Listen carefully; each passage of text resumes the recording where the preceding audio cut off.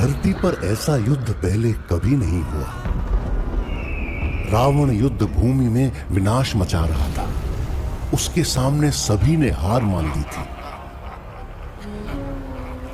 पर वहां कोई था जिसके चेहरे पर मुस्कान थी और आंखों में तेज। वे थे मर्यादा पुरुषोत्तम श्री राम।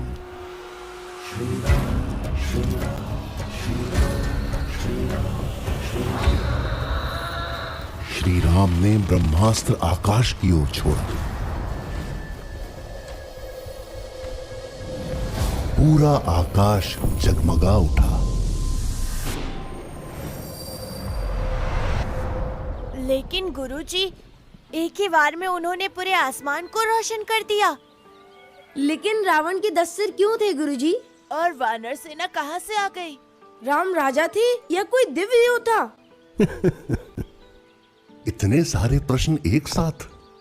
लगता है आज तुम अपने गुरु को प्रश्नों के जाल में फंसा कर ही मानोगे। नहीं गुरुजी, हम तो बस जानना चाहते हैं कि हुआ क्या था, बस। अच्छा, अगर जानना ही चाहते हो तो मैं तुम्हें श्री राम की कथा प्रारंभ से सुनाता हूं।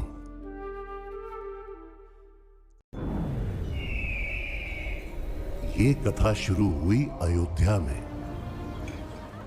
एक ऐसी नगरी जहां सदा सुख शांति और आनंद के गीत गूंजते थे। विश्व में ऐसी नगरी और कहीं नहीं थी। परंतु इतनी सुंदर नगरी के राजा के मन में बहुत अधूरापन था। राजा दशरथ के पास सब कुछ था, राज्य, धन, प्रजा का प्यार। कमी थी तो एक पुत्र की जो उनका वंश आगे बढ़ाए। राजा दशरथ की 3 रानियां थीं, दयावान और बुद्धिमती कौशल्या, हिम्मती और निडर कैकेयी और कोमल हृदय वाली सुमित्रा। तीनों रानियां राजा के इस दुख में उनकी सहभागी थी। 3 रानियां, फिर भी कोई बच्चा नहीं। हो सकता है भगवान उनकी परीक्षा ले रहे थे। तो गुरुजी, राजा दशरथ ने कुछ किया नहीं? उन्होंने अयोध्या के महान ऋषियों को बुलाकर पुत्र कामेष्टि यज्ञ करवाया।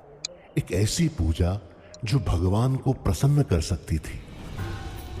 और फिर शुरू हुआ वो महायज्ञ।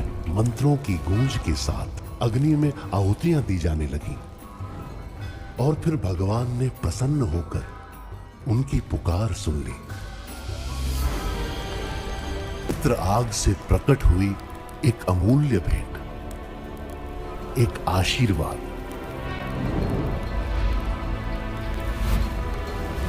जो स्वयं देवताओं ने दिया था। महाराज दशरथ, यह दिव्य खीर आप अपनी रानियों में बांट दीजिए। आपकी मनोकामना अवश्य पूरी होगी। मैं प्रभु इस कृपा के लिए सदा आभारी रहूंगा।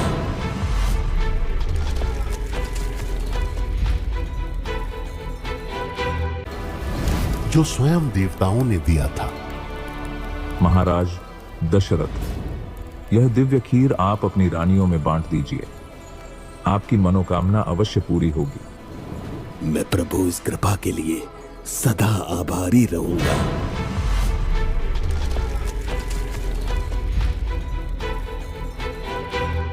राजा दशरथ ने प्रेम पूर्वक वो प्रसाद अपनी रानियों में बांट दिया।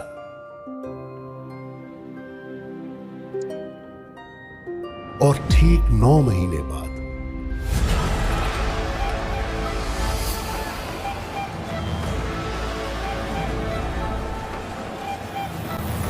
पूरी अयोध्या नगरी उत्सव के रंग में रंग गई थी। राजा दशरथ को वरदान में मिले 4 दिव्य पुत्र। राम शांत, सौम्य और मर्यादा के प्रतीक। भरत कोमल हृदय और ममता से भरे हुए। लक्ष्मण बचपन से ही तेजस्वी और पराक्रमी। और शत्रुघ्न शांत, किंतु अत्यंत बुद्धिमान। 4 पुत्र एक साथ। महाराज दशरथ तो खुशी से नाचने ही लग गए होंगे। अच्छा, तो ऐसे हुआ था महान श्री राम का जन्म। इतने महान योद्धा का बचपन कैसा रहा होगा? वो कोई साधारण बच्चा नहीं था। आप उनकी आंखों की चमक के बारे में तो बताना भूल ही गए। अरे, क्या तुम चुपकर हमारी बातें सुन रहे थे? वो सब छोड़ो, तुम ये बताओ, तुम हो कौन?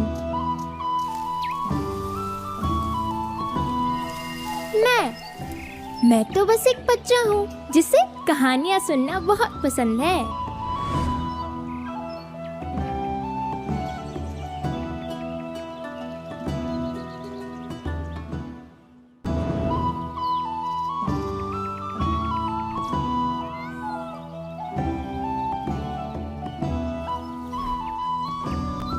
यही संस्कार है तुम्हारे? छुप छुप कर हमारी बातें सुन रहे हो? इसमें मेरा कोई दोष नहीं। तुम इतनी जोर से बोल रहे हो कि यह पेड़ भी सुन ले। तो जाकर किसी और पेड़ पर बैठो। ना ना भाई, ऐसी ठंडी हवा और इतनी रोचक कहानी तो यही है। इतनी ही अच्छी लग रही है कहानी तो नीचे आओ और हमारे साथ बैठकर सुनो। मैं तो यहीं से सुनूंगा। यहाँ ऐसा लग रहा है जैसे अपने बिस्तर पर हूँ। उसे रहने दो बच्चों, वो कोई हानि नहीं पहुंचा रहा। तो वो जो चमक के बारे में बोल रहे थे, क्या था वो? अरे बताया तो, देवताओं सी चमक थी उसमें। क्या ये सच है गुरुजी? वो बिल्कुल सच कह रहा है। राम में देवताओं जैसा तेज था, जैसे वो कोई दिव्य शक्ति हो। उस तेज में कुछ ऐसी बात थी जो सामान्य मनुष्य के समझ से परे थी।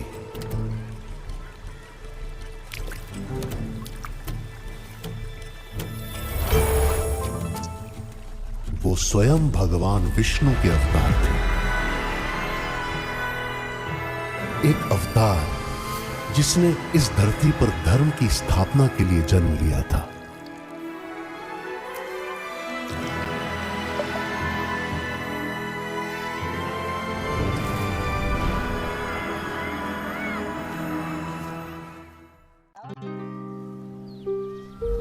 राम विष्णु के अवतार थे, स्वयं ईश्वर। वही तो कह रहा था मैं। फिर क्या हुआ गुरुजी? वे बड़े हो रहे थे एक दूसरे के लिए,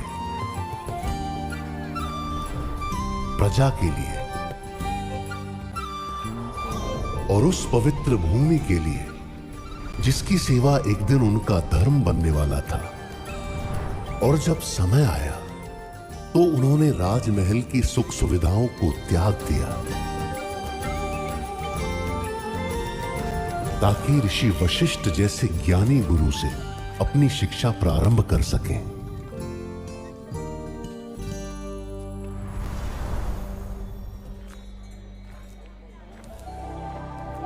ऋषि वशिष्ठ के गुरुकुल में वे केवल शास्त्र और शस्त्र ही नहीं सीखने वाले थे। उन्हें सिखाया जाना था विवेक, अनुशासन, धर्म की मूल भावना और यह भी कि एक राज्य की सच्ची सेवा का अर्थ क्या होता है। ऋषि वशिष्ठ के गुरुकुल में वो चारों राजकुमार जैसे निखर गए। उन्होंने शस्त्र चलाना सीखा, युद्ध कला सीखी, वेद शास्त्रों का ज्ञान लिया,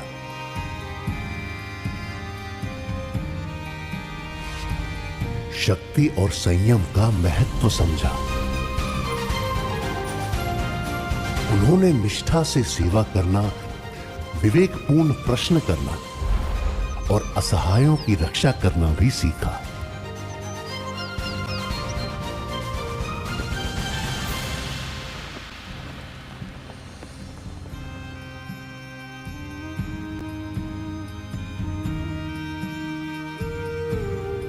क्योंकि राम सबसे बड़े थे, इसलिए गुरु वशिष्ठ ने उन्हें राजधर्म सिखाया।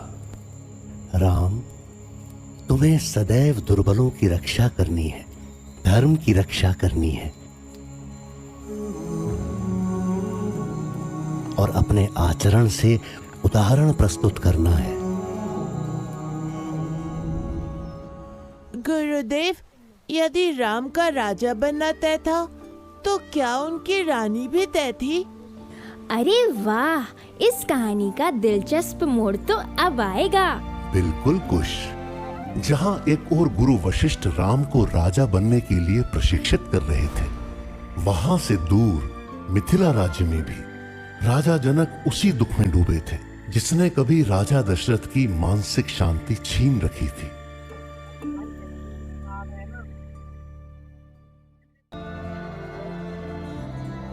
मिथिला के दयालु और बुद्धिमान राजा जनक के पास वो सब कुछ था जिसकी चक्रवर्ती सम्राट इच्छा रखते हैं, सिवाय संतान सुख के। इसलिए संतान प्राप्ति के लिए उन्होंने महादेव की कठिन तपस्या की।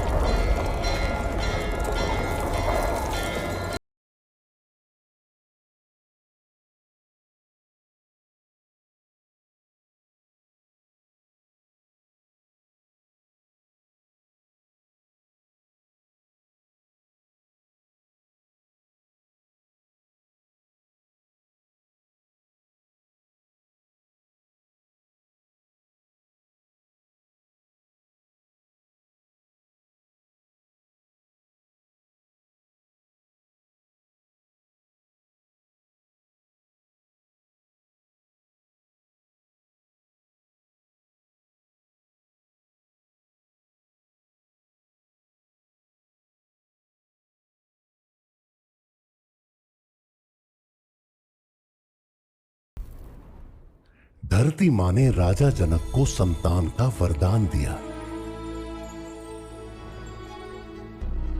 जिसका जन्म किसी स्त्री के गर्भ से नहीं बल्कि मिट्टी से हुआ था। उन्होंने उसका नाम रखा सीता, अर्थात हल से बनी रेखा। सीता, ये तो हमारी माँ का भी नाम है। अरे, ये तो अजीब संयोग है। बड़ा ही अजीब संयोग है ये।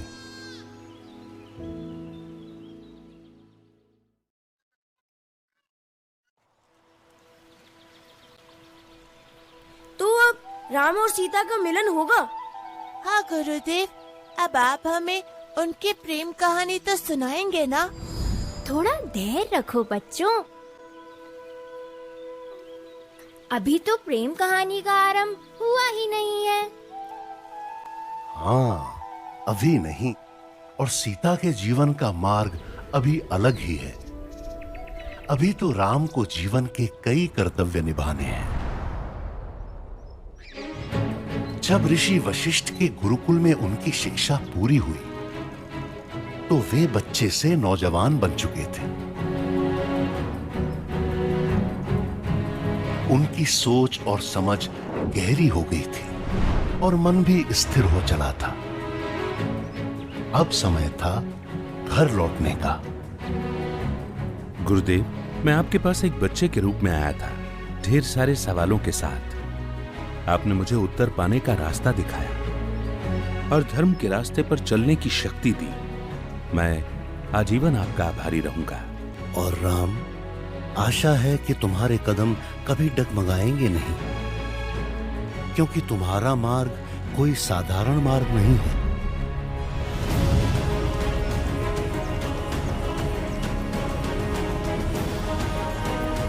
और उस क्षण में ऋषि वशिष्ठ को सत्य का आभास हुआ। उन्होंने उस शांत स्वभाव वाले राजकुमार के पीछे छुपी उस दिव्य आत्मा को पहचान लिया।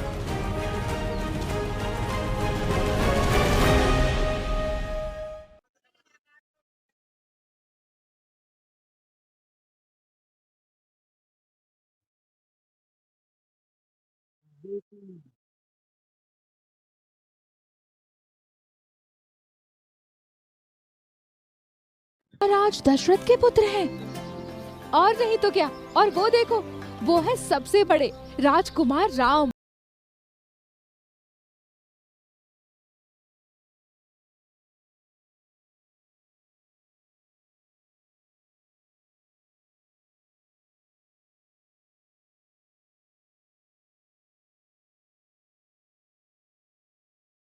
क्या था?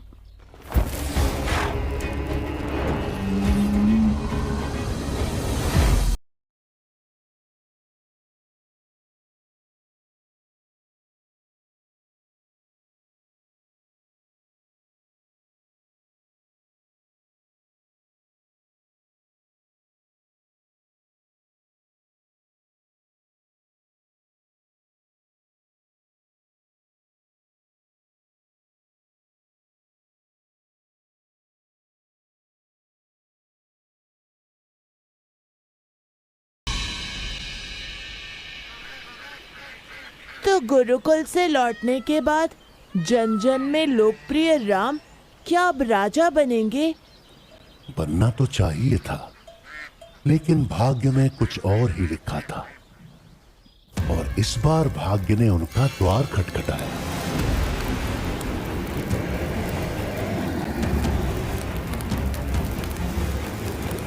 महान और तेजस्वी महर्षि विश्वामित्र के रूप में। लेकिन उस बेचारी ऋषि के पवित्र यज्ञ में वो राक्षस बाधा पहुंचाते थे। ये तो अच्छी बात नहीं है। हाँ, वो बेचारे बूढ़े हो चुके थे। वो इन राक्षसों का क्या बिगाड़ पाते? विश्वामित्र कोई साधारण ऋषि नहीं थे। ऋषि विश्वामित्र कभी स्वयं एक राजा और महान योद्धा थे। वे स्वाभिमानी और शक्तिशाली थे।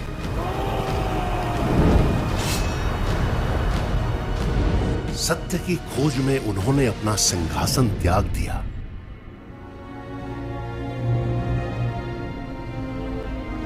और तपस्या के मार्ग पर चलकर ब्रह्मर्षि की उपाधि प्राप्त की। लेकिन उनकी क्रोध रूपी ज्वाला ने उनका पीछा नहीं छोड़ा।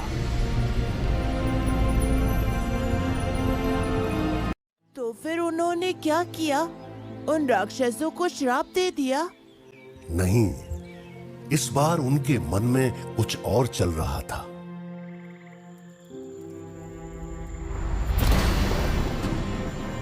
ऋषि विश्वामित्र ही तो धर्म के मार्ग पर राम का मार्गदर्शन करने वाले थे।